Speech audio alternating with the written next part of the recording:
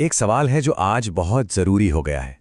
आज की ये दुनिया जो इतनी तेज़ी से बदल रही है, क्या इसमें डॉक्टर अंबेडकर के विचार सिर्फ इतिहास की किताबों में बंद होकर रह गए हैं, या फिर वो आज भी शायद पहले से भी ज़्यादा हमारे लिए ज़रूरी हो गए हैं? चलिए आज मिलकर इसी सवाल का जवाब ढूंढते हैं। जरा अपने चारों तरफ देखिए। दुनिया कितनी बदल गई है ना। हमारे शहर, हमारे रहने के तौर तरीके, सब कुछ। और टेक्नोलॉजी, अरे वाह!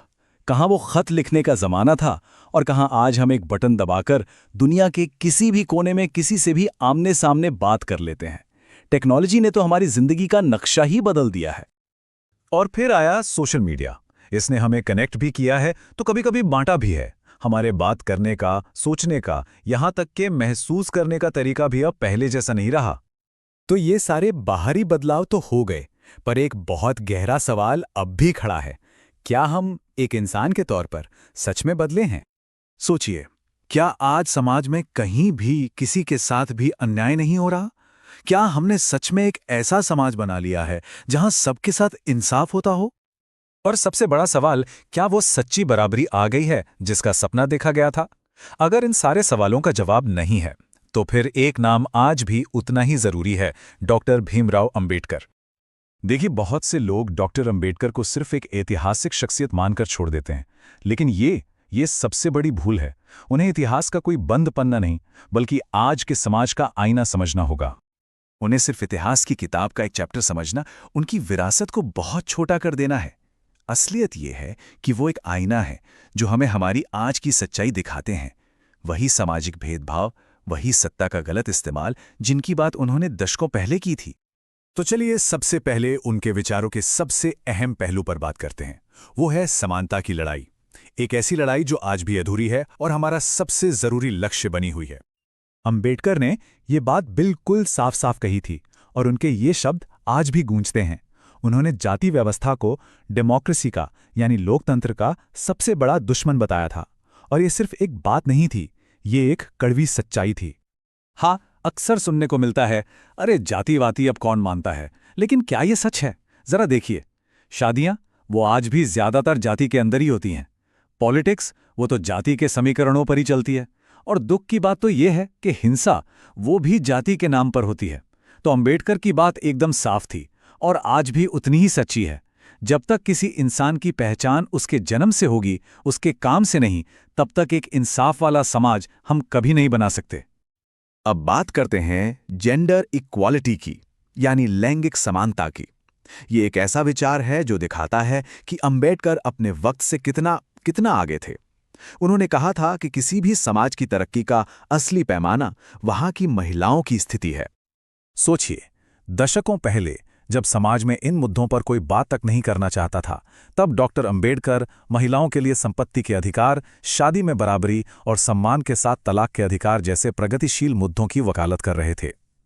आज जो महिला अधिकार आंदोलन हम देखते हैं, उनकी जड़ें कहीं न कहीं उनकी इसी दूर की सोच में हैं। चलिए अब उनके सबसे बड़े योगदान की तरफ बढ़ते हैं।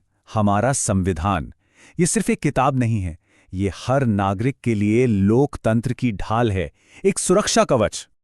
अंबेडकर ने संविधान को एक लिविंग डॉक्यूमेंट यानी जीवित दस्तावेज कहा था। इसका मतलब ये नहीं कि ये सिर्फ सरकार चलाने के कुछ नियम हैं। नहीं, ये एक ऐसा पावरफुल टूल है जो हर एक नागरिक को ताकत देता है, हमें हमारे मौलिक अधिकार, न्याय और आज़ादी की गारंटी देता है। अच्छा, क्या डेमोक्रेसी का मतलब सिर्फ हर 5 साल में एक बार वोट डालना है? डॉक्टर अंबेडकर के लिए नहीं, उनके लिए ये इससे कहीं ज्यादा था। ये जीने का एक तरीका था जिसमें आप सरकार से असहमत हो सकें, जिसमें माइनॉरिटीज यानी अल्पसंख्यकों को सुरक्षा मिले और जहां कानून की नज़र में हर कोई बराबर हो।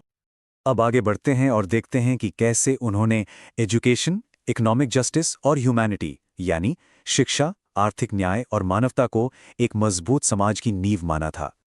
उनके लिए ये तीनों चीजें एक दूसरे से गहराई से जुड़ी हुई थीं। शिक्षा ताकि नागरिक तर्क करना सीखें, सवाल पूछें। आर्थिक न्याय ताकि देश के संसाधनों पर सिर्फ कुछ लोगों का नहीं बल्कि सबका हक हो।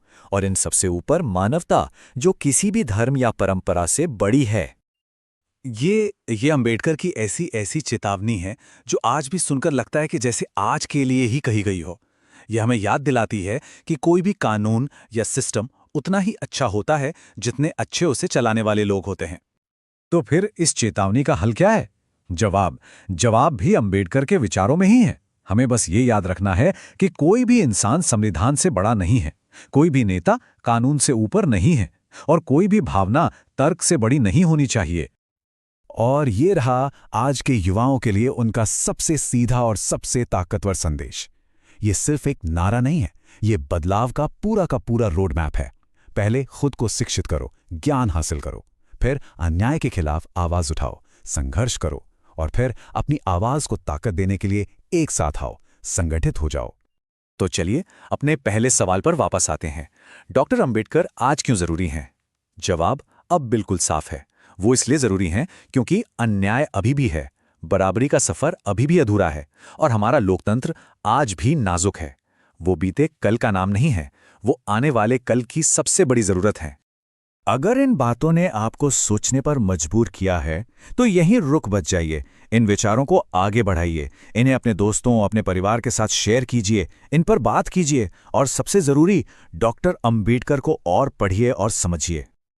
आखिर में बस एक बात कहना चाहूंगा, डॉक्टर अंबेडकर को जानना सिर्फ इतिहास को जानना नहीं है, ये हमारे लोकतंत्र के भविष्य को बचाने जैसा है। जय भीम, संविधान जिंदाबाद।